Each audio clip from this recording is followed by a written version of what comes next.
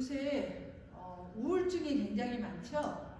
사람들이 디프레스 되고 왠지 모를 그 우울감들이 넘쳐나는 세대입니다. 혹시 그 우울증 중에서 카페인 우울증이라는 말을 혹시 들어보셨나요? 처음 들으면 카페인 우울증 하니까 과도한 카페인 섭취로 인해서 생기는 부작용이 아닌가 우리가 생각할 수 있죠. 그런데 여러분, 우리가 전혀 생각한 거하고는 다른 이야기입니다. 카카오 스토리, 페이스북, 인스타그램 그 앞글자를 따서 만든 카페인입니다. 이는 다른 사람의 SNS, 그 소셜 미디어를 보면서 상대적인 박탈감을 느끼고 우울감을 느끼는 신종 우울증의 종류라고 합니다. 특히 이 소셜 미디어 활동이 활발한 MZ세대, 밀레니엄 세대가 이런 카페인 우울증 환자들이 많다고 합니다. 보통 우리가 SNS에 보면 평범한 건 올리지 않죠.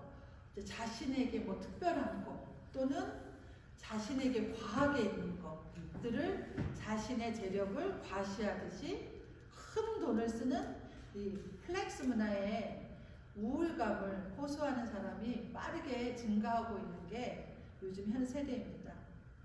이처럼 우리의 인생이 자신의 삶이 아닌 다른 사람의 삶을 통해 대리 만족을 하거나 그것을 통해 자신은 과소평가하게 되고 자신의 삶의 의미를 만족을 못 찾고 사는 사람들이 많은 것이 요즘 현실입니다. 그러나 우리는 시선을 돌려서 자신의 가치 기준에 두고 살아야 한다는 거죠. 바로 주님의 가치에 걸맞은 삶을 찾고 하나님이 기대하시는 최선의 삶을 찾으며 우리는 살아야 된다는 것이요. 그런데 그냥 그것이 이루어지는 게 아니라는 거예요.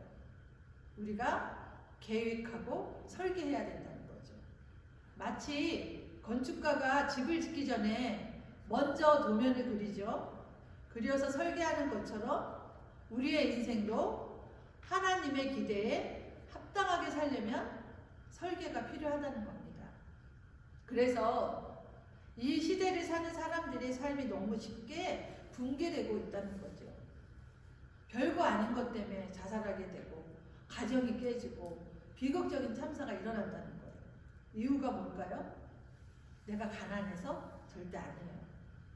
그거는 우리 삶의 기초가 잘못됐기 때문에, 또한 우리가 어떤 뚜렷한 인생의 목적이 없기 때문에, 뚜렷한 인생 목적의 설계가 없기 때문에 일어나는 일입니다. 오늘 여러분의 인생은 어떠세요? 그냥 오늘이 가니까 그냥 오늘 하루가 갔나 보다. 시간이 가는 대로 또 내일 또 약속이 있으니까 또 상황이 이끌리는 대로 무작정 달려가고 있지는 않으세요? 우리 인생이 정말로 참된 열매를 맺기 위해서는 삶에 대한 구체적인 그림과 설계가 필요하다는 거예요. 건축가가 청사진을 먼저 그려놓고 그거를 따라서 한 단계 한 단계씩 집을 지어가는 것처럼 우리의 인생도 건강한 설계 속에서 만들어져야 한다는 거죠. 그래야 하나님이 기뻐하실 최선의 삶이 되는 것입니다. 그럼 우리가 최선의 삶을 위한 인생 설계 어떻게 할까요? 주님의 가치, 그분의 기대, 주님이 설정한 목적들에 맞게 사는 삶이라는 거죠. 이것이 하나님이 우리에게 기대하시는 삶이라는 거예요. 오늘 본문은 골로새 교회를 향한 바울의 기도문이에요. 바울은 매일 그들을 위해 기도했어요. 왜냐하면 그들의 삶에 관심이 많았습니다. 이방인들 속에 던져져 있는 그들의 모습이 정말 아름답게 보여져야지 그 복음의 꽃이 피어질 수 있기 때문입니다. 즉 주님의 기대와 가치에 알맞은 삶을 사는 것이 바로 주님을 기쁘시게 하는 삶이고 우리가 추구해야 될 최선의 삶입니다. 우리가 이것을 추구할 때 모든 선한 일의 열매를 맺고 하나님을 아는 지식에 자라게 된다고 오늘 본문에서 말씀하고 있습니다. 그러면 우리 주님이 기뻐하시는 방향으로 인생을 계획하고 추진을 해야 되겠죠. 그래야 건강하고 견실한 인생을 세울 수 있습니다. 그럼에도 우리는 주님이 아닌 세상의 기준에 따라 인생을 설계할 때가 많다는 거예요. 이거는 정말 위험하고 어리석은 거예요. 세상의 기준은 화려하고 좋아 보이지만 결국 부실한 인생이 될 가능성이 많기 때문입니다. 세상이 흔히 말하는 성공의 척도는 대개 뭐가 있을까요? 돈, 외모, 권력, 지위나 명성 이런 것들을 갖고 있는 사람들이 보통 우리가 성공한 사람이라는 것들이 우리가 머릿속에 새겨져 있어요. 근데 세상의 사람들은 그것을 얻기 위해서 양심도 팔아요. 의리도 팔아요. 그것을 얻기 위해 물불 가리지 않는 사람들이 너무나 많다는 거예요. 과연 이러한 것들이 하나님이 보실 때도 성공의 척도일까요? 아니에요. 하나님은 우리 내면의 진실성에 더 많이 관심을 가지신다는 거예요. 그래서 우리에게 성결한 것, 거룩한 것, 또한 우리 안에 선한 열매를 남기는 삶을 더 기뻐하십니다. 그러므로 우리는 그 기준에 합당한 삶을 설계해야 우리의 인생이 진정으로 부유하게 됩니다. 아멘. 강철왕 앤드류 카네기 이야기예요. 뉴욕 근교에 자신의 집을 건축하고 들어가려고 했던 이 카네기가 거실 벽난로 위에 꼭 새겨놓고 싶은 표가 있었답니다. 그 벽난로의 화로는 우리의 재단이고 불꽃은 우리의 성화라는 경건한 표현이었어요. 그런데 집을 설계한 건축가가 난색을 표했답니다. 죄송하지만 이거를 새겨놓기에는 벽난로가 너무 좁아요. 그러니 표를 좀 짧게 만들어 주십시오 라고 이야기를 했습니다. 그랬더니 카네기가 단호하게 얘기했다는 거죠. 아니요, 벽난로가 작으면 그것을 헐고 벽난로를 더 크게 만드시오. 그러면 어떻게 될까요? 벽난로를 더 크게 만들면 균형이 깨어져서 보기가 흉해집니다 라고 이 설계가가 말을 했대요. 그렇다면 거실을 헐고 더 크게 만들면 되지 않습니까? 그랬더니 카네기의 말에 이 건축가가 다시 반박했대요. 거실을 크게 만들려면 집 전체의 균형이 깨어지기 때문에 모양이 이상해집니다. 그러자 카네기가 이렇게 단호하게 얘기했다는 거죠. 그렇다면 집 전체를 다 허물고 다시 짓도록 하십시오. 예. 대단한 계시이죠. 여러분, 이렇게 겉모양이 화려하고 멋져 보여도 주인의 뜻에 맞지 않게 설계됐다면 그것은 바로 실패한 건축입니다. 헐고 다시 지어야 된다는 거죠. 우리의 인생도 마찬가지예요. 인생 설계의 기준은 세상이 아니라 하나님이시라는 거예요. 그분이 우리 삶의 시작이자 동시에 우리의 삶을 평가할 최후의 분이시라는 거예요. 아무리 멋지고 화려하게 보이는 인생일지라도 하나님의 기준에 벗어난 것이라면 다시 허물고 지어야 된다는 거예요. 오늘 여러분의 인생은 어때요? 하나님께 최선을 되도록 바르게 설계되어 있나요? 최선의 삶을 위한 인생 설계 어떻게 하면 될까요? 그것은 바로 주님의 가치에 걸맞은 삶이 최선의 삶인데 그것을 이루기 위해서는 최선의 삶을 설계하려면 무엇이 필요할까요? 첫 번째, 바른 분별력이다. 바른 분별력. 구절을 보면 너희로 하여금 모든 신령한 지혜와 총명에 하나님의 뜻을 아는 것으로 채우게 하시고 였습니다. 첫째로 하나님이 기뻐하시는 삶을 살려면 뭘 해야 된다고요?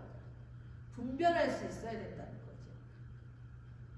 이 분별력은 어디서 오냐? 어디서 올까요? 바로 신령한 지혜와 총명입니다. 신령한 지혜는 바로 뭐냐 하면 말씀이에요. 총명은 말씀 속에서 얻는 깨달음이라는 거예요.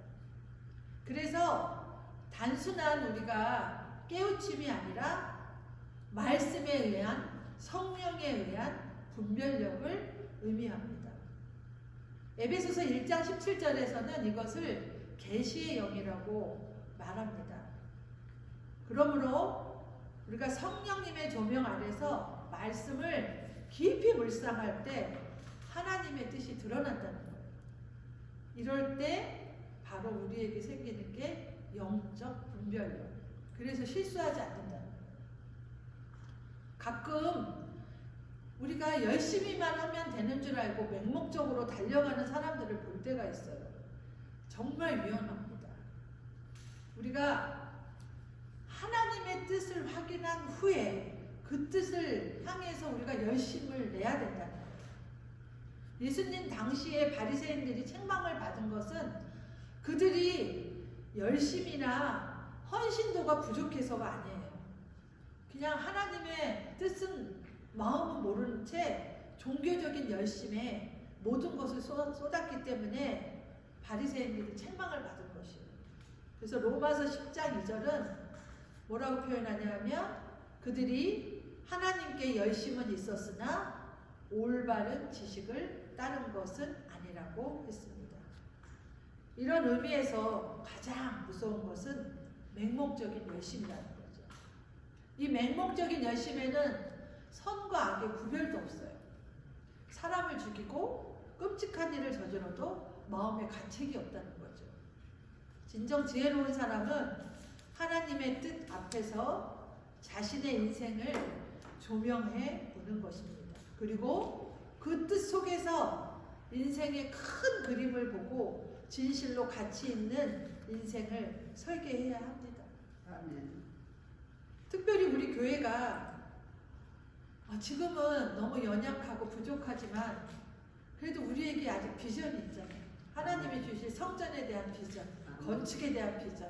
그래서 우리가 여기서 결코 포기하면 안 된다는 거예요. 그냥 지금은 우리에게 보여지는 것 이것이 전부지만 더 큰 하나님 안에서 꿈을 꾸고 비전을 갖고 우리 모두 나가는 여러분이 되길 바랍니다. 아멘. 오늘 여러분은 어디에 인생의 계획을 세우고 계세요? 아직도 날마다 세상의 허상을 바라보고 계세요? 또는 그것들을 부러워하며 사십니까? 세상의 헛된 꿈위에 세우지 마십시오. 부러워하지도 마세요. 사람들의 박수나 세상적인 평가 위에 여러분의 인생을 맡기지도 마세요. 말씀의 길을 따라 영원한 생명이 있는 건강한 삶의 여정을 이루시는 여러분이 되시길 간절히 바랍니다. 아멘. 두 번째, 바른 능력이 필요합니다. 주님께서 합당한 최선의 삶을 살려면 우리의 힘으로는 부족하다는 거예요. 세상적인 권세나 능력으로는 안 된다는 거예요. 반드시 위로부터 오는 하나님의 능력이 필요합니다. 11절을 보겠습니다. 그의 영광의 힘을 따라 모든 능력으로 능하게 하실 것을 간구했습니다. 여기서 영광의 힘이란 하나님의 신령한 능력을 말합니다. 이 능력이 있을 때 우리가 기쁨으로 모든 것을 견디고 오래 참을 수 있게 된다는 겁니다. 이것이 우리 내면에 부어주시는 성령의 능력, 힘이라는 거예요. 아멘. 이 능력을 받아야 우리가 날마다 최선의 삶을 살 수 있고 기쁨으로 감사함으로 살 수 있다는 거죠. 로마서 7장에 의하면 우리가 예수님을 영접한 이후에 두 개의 자아가 싸우고 있다고 그래요. 하나는 옛 자아, 또 하나는 새 자아라는 거예요. 이것을 육체의 소욕, 그 다음에 성령의 소욕이라고 합니다. 이 둘이 싸우면 누가 이길까요? 성령의 소욕이 이길까요? 육체의 소욕이 이길까요? 성령의 소욕이. 아니에요. 육체의 소욕이 이겨요. 왜냐하면 육체의 소욕을 의지나 노력만으로 우리가 이길 수는 없어요. 우리 인간은 본성에 대해서 죄성이 있기 때문에 육체의 소욕과 성령의 소욕이 싸우면 반드시 육체의 소욕이 이긴다는 거예요. 거북이와 전갈 이야기를 하나 해드릴게요. 호수에서 수영을 하고 있는 거북이에게 전갈이 말했어요. 거북아, 나 저 호수로 가고 싶어. 그러니까 나를 좀 태우고 건너가 줄 수 있겠니? 이제 거북이가 이제 굉장히 난감한 표정을 지으며 대답했어요. 내가 너를 저기 태우고 가다가 도중에 너가 나의 목을 물면 내가 죽게 되지 않냐. 그랬더니 전갈이 이렇게 얘기를 해요. 논리적으로 한번 생각해 봐라. 내가 건너다가 당신의 목을 물면 함께 우리는 둘 다 물속으로 빠지지 않겠냐. 그거는 논리적으로 불가능한 일이야. 그래서 거북이는 그 말을 듣고 안심하고 전갈을 목에 태우고 이렇게 이제 헤엄을 치고 건넜어요. 그런데 중간에 전갈이 거북이를 쾅 물었어요. 어떻게 됐을까요? 둘이 다 쳤. 그렇죠. 둘이 함께 물속에 잠겨서 죽게 됐다는 거예요. 그랬더니 거북이가 물속으로 가라앉으면서 한 얘기가 있어요. 아니, 논리적으로 불가능하다니만 어찌해서 나를 물고 우리가 이렇게 다 죽게 됐냐. 그랬더니 전갈이 말했어요. 그건 논리의 문제가 아니야. 나의 본성이야. 그만큼 우리의 본성을 우리의 육체의 소욕이 이길 수 없다는 거죠. 우리의 이 죄적인 본성은 우리의 힘으로 이겨낼 수 없다는 거예요. 그래서 후회할 줄 알면서도 죄에 끌려간다는 거예요. 그러나 성령이 다스리면 달라진다는 겁니다. 아멘. 죄의 힘을 이기게 된다는 거죠. 아멘. 그래서 사랑하게 되고 기뻐하게 되고 평화와 인내의 결실을 맺게 된다는 겁니다. 아멘. 그러므로 참으로 하나님이 기뻐하실 최선의 삶을 추구하려면 우리가 받아야 될 건 뭐냐? 바로 성령의 능력을 받아야 된다는 거예요. 여러분 안에 이 능력이 있을까요? 있으신 분도 있을 거예요. 만약에 없다면 이 능력을 사모하셔야 합니다. 이거는 우리가 단순한 의지나 결심만으로 삶을 극복해 보려고 애쓰고 있지는 않으세요? 나의 힘이 아닌 영광의 힘을 따라 주님께서 주시는 능력 가운데 살게 해달라고 기도하시는 여러분이 되길 바랍니다. 아멘. 셋째, 바른 참여가 필요하다는 겁니다. 12절을 보겠습니다. 우리가 받게 될 성도의 기업에 대해서 말씀합니다. 여기서 기업이란 바로 우리가 받게 될 유산이라는 거예요. 하나님이 빛의 나라 백성에게 주실 축복의 유업을 말하는 겁니다. 이것은 이스라엘 백성이 가나안을 정복했을 때 각 지파가 땅을 분배받은 것과 비슷합니다. 가나안 땅을 약속하시고 주신 분은 바로 하나님이십니다. 그렇다고 이스라엘 백성들이 가만히 앉아서 가나안 땅을 받은 게 아니에요. 각자 가나안 정복에 참여해서 자신의 몫을 다한 뜻에 받은 겁니다. 마찬가지로 우리에게도 주어질 축복의 몫이 있다는 거예요. 동시에 주어진 사명의 몫도 있다는 겁니다. 흔히 예수 믿으면 사람들은 누리게 될 축복에 대해서만 이야기를 합니다. 예수 믿으면 복을 받아. 그리고 천국에 갈 거야. 흔히들 이렇게 얘기를 하죠. 그런데 이것은 굉장히 위험하고 이기적인 생각이에요. 이것이 오늘날 한국 교회가 그냥 고개만 연연해서 생기를 상실한 원인일지도 몰라요. 그러나 성경에서는 분명히 얘기하고 있어요. 우리가 누리는 축복 못지않게 우리에게 주어진 책임과 사명의 몫이 있음을 강조합니다.